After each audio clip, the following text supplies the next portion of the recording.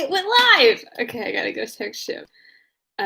This is very important. Sorry that I'm late today. To be honest, I've just been going through a lot, but not like that much, but like a lot. Um, so I was just like, my brain has been empty. I emailed like, yeah!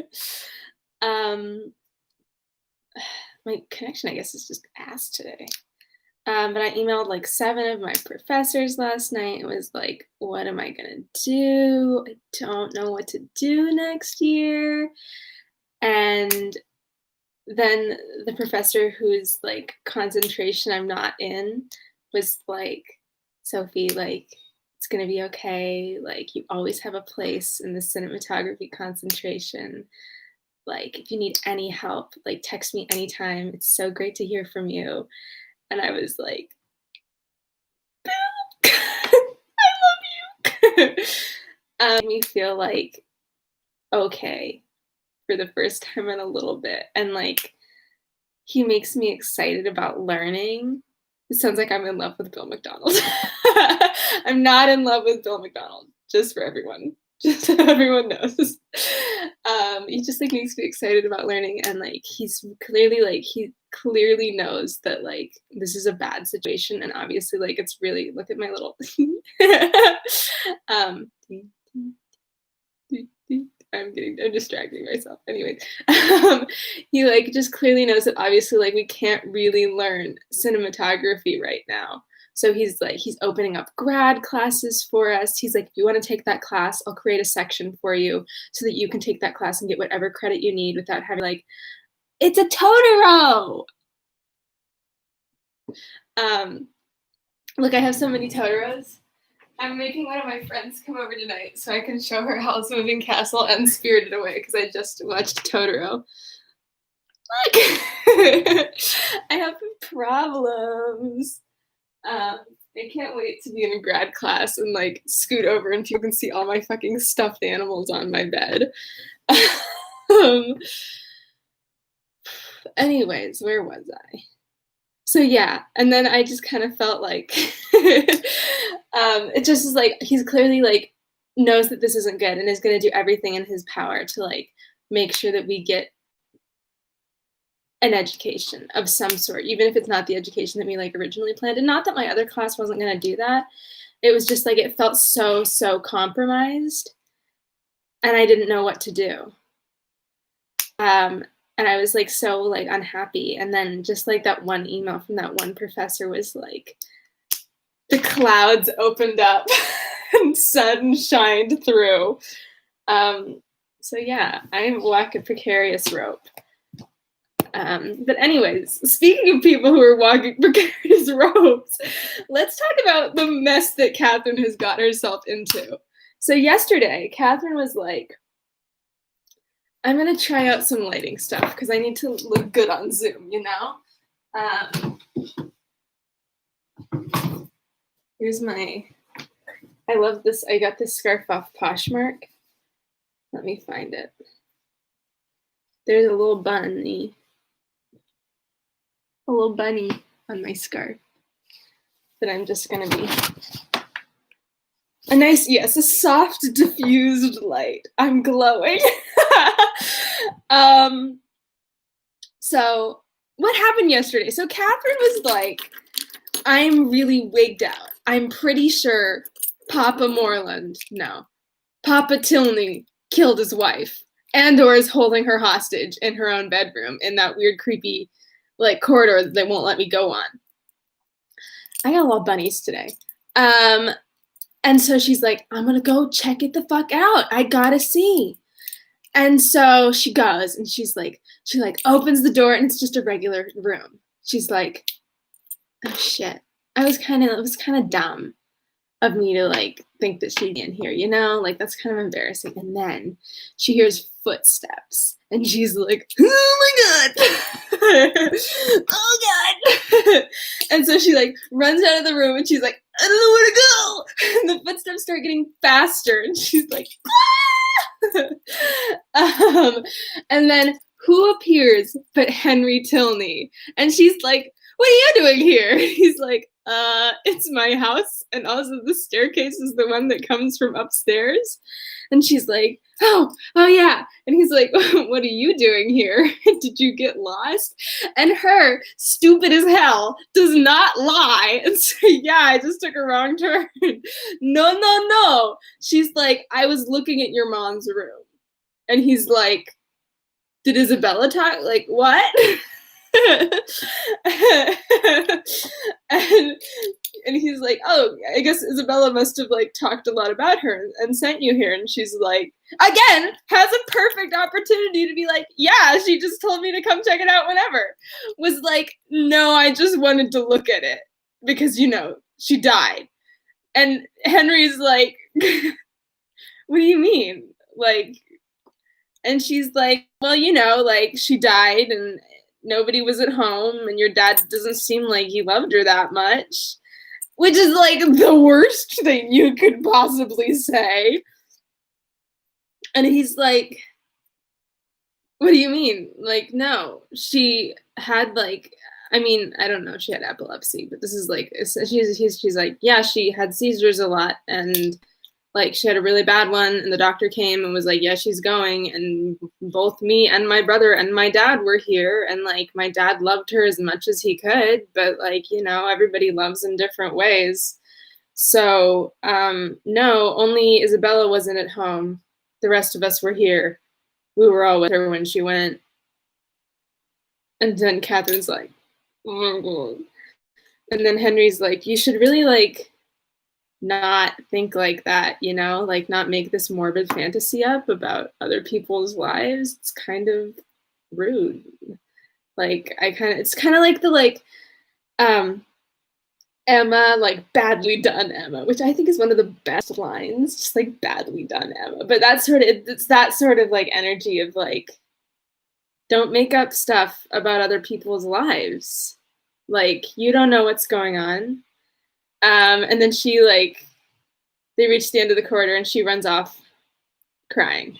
And I'm like, that's what happens. That's what happens when you make fun of other people. Not make fun, but like when you tell people about getting carried away. Like, listen, I am an overthinker. I would never, ever tell people 90% of the things I overthink because I would just be crazy. I just keep that shit to myself. And like, if you know me, you know that I still happen to talk a lot. Just imagine all the things that I'm thinking and not saying. So most of the time I keep my crazy thoughts all packed up inside. Packed up in China, wrapped up with newspaper in a little box, locked in the back. But yeah, anyways, overthinkers, do try to think a little. Okay, let's get into this. Oh, this first line is devastating. Are you ready? Northanger Abbey, Volume 2, Chapter 10. The visions of romance were over. Girl, I've been there. Catherine was completely awakened. Henry's address, as short as it had been, had more thoroughly opened her eyes to the extravagance of her late fancies than all their several disappointments had done. Most grievously was she humbled. Most bitterly did she cry. It was not only with herself that she was sunk, but with Henry. Her folly, which now seemed even criminal, was all exposed to him, and he must despise her for it. Forever. The liberty which her imagination had dared to take with the character of his father, could he ever forgive it? The absurdity of her curiosity and her fears, could they ever be forgotten? She hated herself more than she could express. She thought he had, once or twice before this fatal morning, shown something like affection for her. But now, in short, she made herself as miserable as possible for about half an hour, went down when the clock struck 5 with a broken heart, and could scarcely give intelligible answer to Eleanor's inquiry if she was well. The formidable Henry soon followed her into the room, and the only difference in his behavior to her was that he paid her rather more attention than usual. Catherine had never wanted comfort more, and he looked as if he was aware of it. Ooh. um, the evening wore away with no abatement of the soothing of this soothing politeness, and her spirits were gradually raised to a modest tranquillity. She did not learn either to forget or defend the past, but she learned to hope that it would never transpire farther, and that it might not cost her Henry's entire regard. I mean, I hope it doesn't. Like, here's the thing, like, if he was like, I'm not super into it anymore, I understand. But also, like, number one, like, unconditional love is cool, but like not, you don't have to unconditional. I mean, I just hope that he's like willing to forgive, because she's like young and an overthinker and she doesn't know what anxiety is and shampooable. um so forgiveness is cool. And also like the one thing that my therapist said to me that like stuck in my head for a long time is that like people will put up with a lot to be like to love someone. Like you don't have to be perfect. And like pretty much like if her only folly is that she like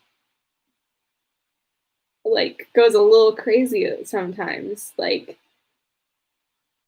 that's not the worst thing I've ever heard.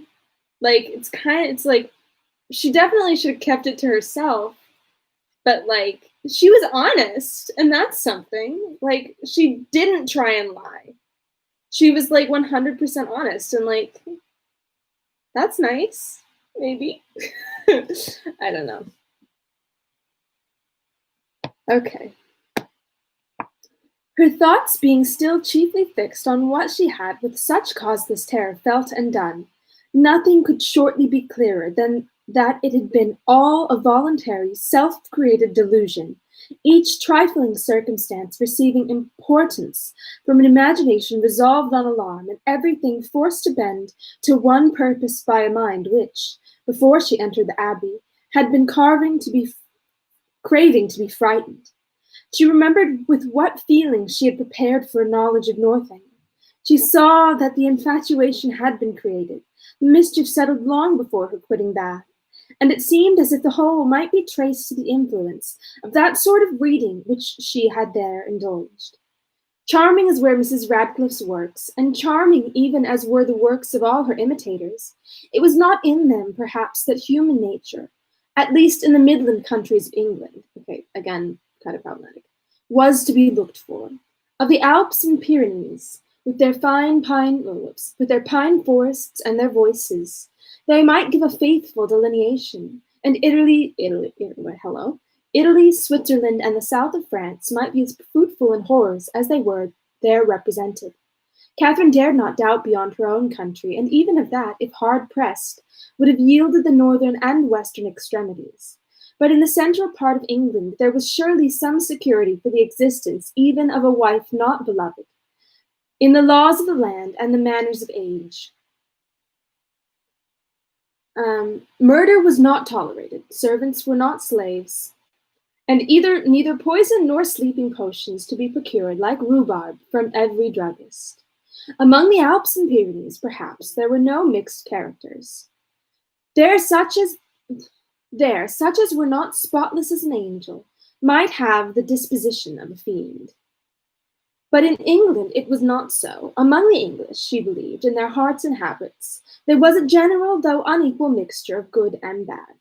Upon this conviction, she would not be surprised if even Henry and Eleanor Tilney, some slight imperfection might hereafter appear, and upon this conviction she need not fear to acknowledge some actual specks in the character of their father, who, though cleared from the grossly injurious suspicions which she must ever blush to have entertained, she did believe, upon serious consideration, to be not perfectly amiable. I think this is great. This is like, listen, like everybody has flaws, and it's silly to like think that like you're not flawed or that like others aren't flawed. Like we all got our problems, and I like that. And like that doesn't make anybody unworthy of love. I'm gonna write that down. I'll post it note. Nobody's perfect. That's how I feel. My one thing, I don't like this argument that it's like, it's England. Like, nothing bad could ever happen in England because, like, we're English. And it's like, the English committed a lot of the atrocities. Many atrocities were committed by the English.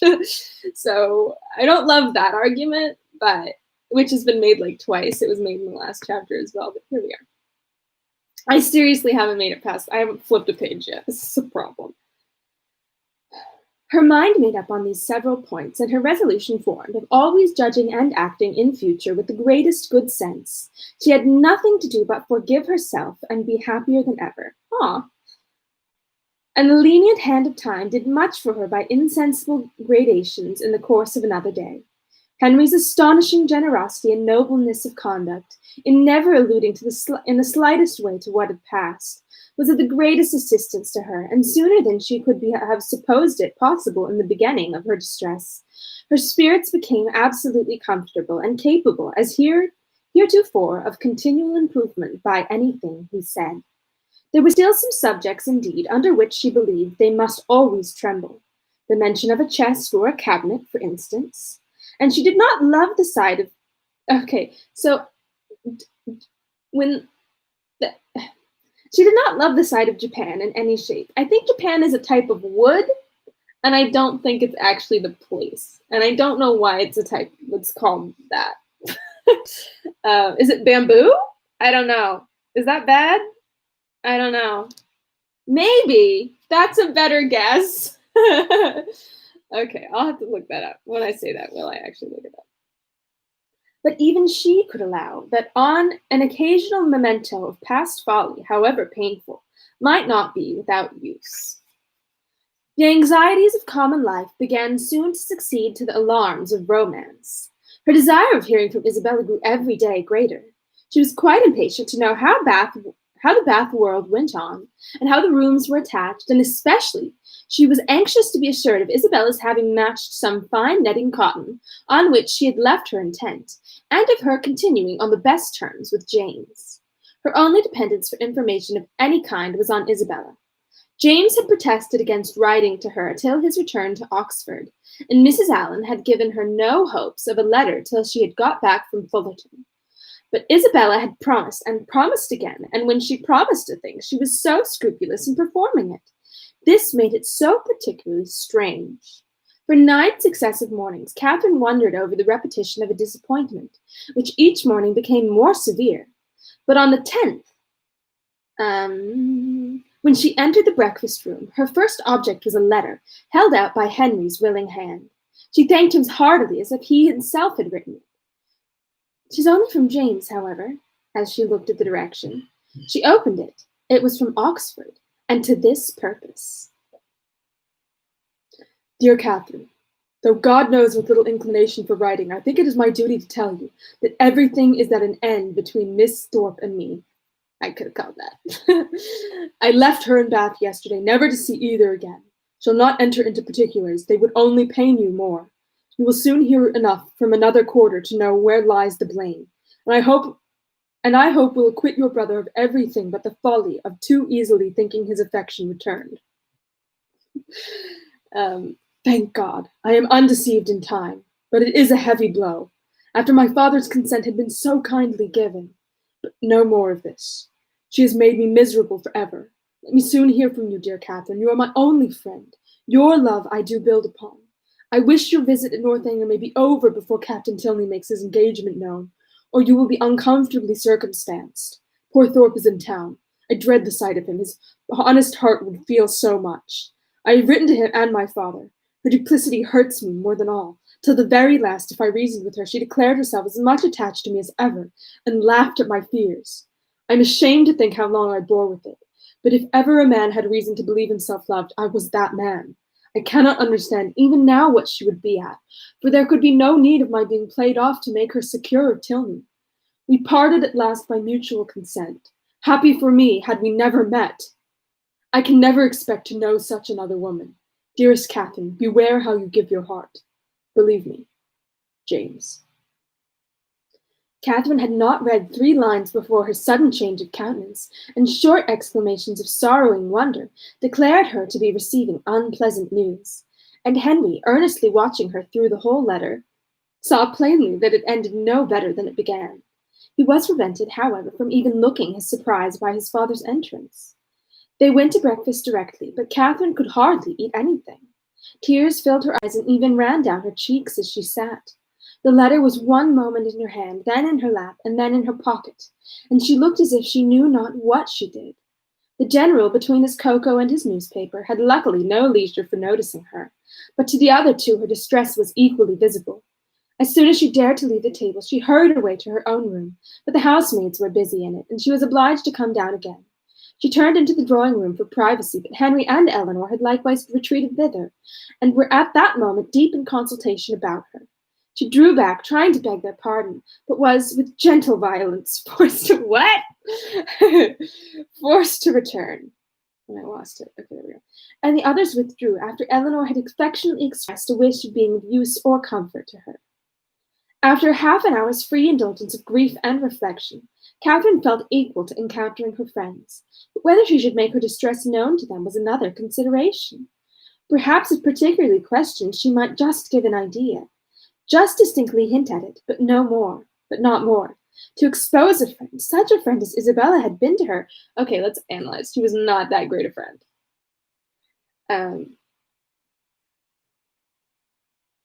And then their own brother so closely concerned in it. She believed she must waive the subject altogether. Henry and Eleanor were by themselves in the breakfast room, and each, as she entered it, looked at her anxiously. Catherine took her place at the table, and after a short silence, Eleanor said, "No bad news from Fullerton, I hope. Mr. and Mrs. Morland, your brothers and sisters, I hope none of them are ill." "No, I thank you," sighing as she spoke. "They are all very well. My letter was from my brother at Oxford." Nothing further was said for a few minutes, and then, speaking through her tears again, she added, "I do not think I shall ever wish for a letter again." "I'm sorry, Sorry, the bar's on the floor. I am sorry," said Henry, closing the book he had just opened. "If I had suspected that letter of containing anything unwelcome, I should have given it with very different feelings." "It contained something worse than anybody could suppose. Poor James is so unhappy." "Oh, no. You will soon know why." "To have so kind-hearted, so affectionate a sister," replied Henry warmly, "must be a comfort to him under any distress." Okay, I think he forgave her. "I have one favor to beg," said Catherine shortly afterwards in an agitated manner, "that if your brother should be coming here, you will give me notice of it, that I may go away." "Our brother? Frederick?" "Yes, I am sure I should be very sorry to leave you so soon, but something has happened that would make it very dreadful for me to be in the same house with Captain Tilney." Eleanor's work was suspended while she gazed with increasing astonishment. But Henry, wasn't she just like, "I'm not going to tell anybody," and now she's like, I told everybody. Boop, boop, boop, boop, boop, boop.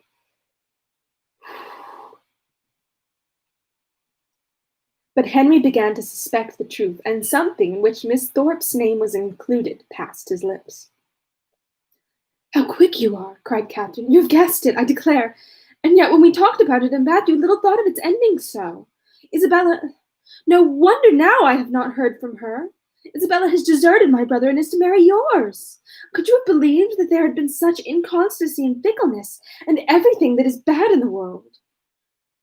"I hope, as far as concerns my brother, you are misinformed. I hope he has not had any material share in bringing on Mr. Morland's disappointment. His marrying Miss Thorpe is not probable. I think you must be deceived so far. I'm very sorry for Mr. Morland. Sorry that anyone you love should be unhappy, but my surprise would be greater at Frederick's marrying her than any other part of the story." "It is very true, however. You shall read James's letter yourself. Stay, there is one part," recollecting with a blush at the last line. Will you take the trouble of reading to us the passages which concern my brother?" "No, read it yourself," cried Catherine, whose second thoughts were clear. "I do not know what I was thinking of," blushing that she had blushed before. "James only means to give me good advice." He gladly received the letter, and having read it through with close attention, returned it, saying, "Well, if it is to be so, I can only say that I am sorry for it. Frederick will not be the first man who has chosen a wife with less sense than his family expected. I do not envy his situation, either as a lover or a son." Ooh. Miss Tilney, at Catherine's invitation, now read the letter likewise, and having expressed also her concern and surprise, began to inquire into Miss Thorpe's connections and fortune. "Her mother is a very good sort of woman," was Catherine's answer. "What was her father?" "A lawyer, I believe. They live at Putney." Putney? Wait, is that right? 25th annual Putnam. Putnam! Never mind. Okay. Um, are they a wealthy family? No, not very. I do not believe Isabella has any fortune at all, and that will not signify in your family. Your father is so very liberal. He told me the other day that he only valued money as it is allowed him to promote the happiness of his children." The brother and sister looked at each other. "But," said Eleanor after a short pause, "would it be to promote his happiness to enable him to marry such a girl? She must be an unprincipled one, or she could not have used your brother so. And how strange an infatuation on Frederick's side. A girl who, before his eyes, is violating an engagement voluntarily entered into with another man. Is it not inconceivable, Henry? Frederick, too, who always wore his heart so proudly, who found no woman good enough to be loved." Um,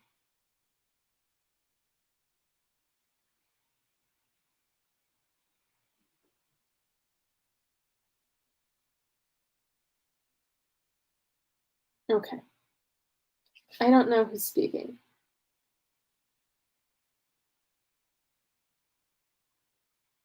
Is this Catherine still? I think it's still Catherine. Either that or it's.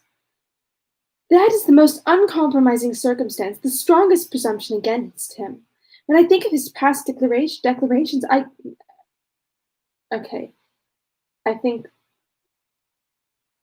Mm, okay, I think. Yes, okay, I think this is Charles. Not. There's no Charles! Who's Charles? I think this is Henry. Yeah. "That is the most uncompromising circumstance, the strongest presumption against him. When I think of his past declarations, I give him up. Moreover, I have too good an opinion of Miss Thorpe's prudence to suppose that she would part with one gentleman before the other was secured. It is all over with Frederick indeed. He is a deceased man, defunct in understanding. Prepare for your sister-in-law, Eleanor, and such a sister-in-law as you must delight in. Open, candid, artless, guileless, with affection strong but simple, forming no pretensions and knowing no disguise." "Such a sister-in-law, Henry, I should delight in," said Eleanor with a smile. Almost said Edward. We're just like throwing in all the names today. "But perhaps," observed Catherine, "though she has behaved so ill by our family, she may behave better by yours. Now she has really got the man she likes. She may be constant." "Indeed, I am afraid she will," replied Henry. "I am afraid she will be very constant, unless a baronet should come in her way. That is Frederick's only chance. I will get the bath paper and look over the arrivals." "You think it is all for ambition, then? And upon my word, there are some things that seem very like it. I cannot forget that when she first knew what my father would do for them, she seemed quite disappointed that it was not more. I never was so deceived in anyone's character in my life before." "Among all the great variety that you have known and studied." "My own disappointment and loss in her is very great, but as for poor James, I suppose he will hardly ever recover." "Your brother is certainly very much to be pitied at present, but we must not, in our concern for his sufferings, undervalue yours. You feel, I suppose, that in losing Isabella you lose half yourself. You feel a void in your heart which nothing else can occupy. Society is becoming irksome, and has for the amusements in which you were wont to share at Bath, the very idea of them without her is abhorrent. You would not, for instance, now go to a ball for the world. You feel that you have no longer any friend to whom you can speak with unreserved." Meanwhile, Miss Tilney is sitting right there, like, nodding. Where was I? "Unreserved, on whose regard you can place dependence, or whose counsel in any difficulty you could rely on. You feel all this? Be careful, because you're only staying at this house because of Miss Tilney." "No," said Catherine after a few moments' reflection. "I do not. Ought I? To say the truth, though I am hurt and grieved that I cannot still love her, I'm never to hear from her, perhaps never to see her again. I do not feel so very, very much afflicted as one would have thought. You feel as you always do, what is most to the credit of human nature. Such feelings ought to be investigated, that they may know themselves. Catherine, by some chance or other, found her spirit so very much relieved by this conversation that she could not regret her being led on, though so unaccountably, to mention the circumstance which had produced it. And that's the end of that chapter. Perfectly at 30 minutes. That takes talent. That takes talent. Okay, we got what? Ooh, not that long. 13, 14, 15, 16. So about a week more. And I'm going to send out an email because I wasn't very good at advertising this one. And by the time I was like finally going to do an Instagram thing, I was like 12 chapters and I'm like, nobody's going to be able to catch up with that. So I wasn't very good at advertising this one. So most of the time it's just like me and one loyal viewer, and then occasionally you, Shiv. So just depending on like what everybody's feeling of like the main crew, I also salute that viewer. They've been keeping me together with a thin thread. This might be my last one, but I'm going to say, because otherwise I have like 2 more that I would ostensibly do, but it's kind of a bummer, even though I really support that one viewer being here, to not have anybody in the chat most days. So I'll just see, because like, I'm going to start getting busy with school and I might have too much school. So I don't want it to be my last one, but I also like can't just read to just YouTube all day, every day. So I don't want to like make anybody feel bad or anything like that. Like I totally understand if we like don't have time anymore, but it was really fun while it lasted. But if everybody's like, interesting. Yeah, that might be nice. Like every Saturday or something. That'd be fun. Okay, I'll think about that. We'll never get through a book. It'll take us 8,000 years. I like that. I could read for maybe like an hour and a half in that case, so we could get through like some chapters. Because the next one I want to do is Middlemarch, and she's a thickie. I have Middlemarch and the Scarlet Pimpernel are the last 2 that I can think of that are written by women without doing Jane Austen's entire, I'm going to say filmography. Is it bibliography? Is that like the word? I only know filmography. Once again, I only know C-SPANs and lie. But yeah, so that's just my update. So we'll see. I'll send out an email, see how we're feeling. If we still, because I love doing this with y'all, but it's definitely not the same without y'all. Okay. Thanks for tuning in. I'll see you later. Goodbye.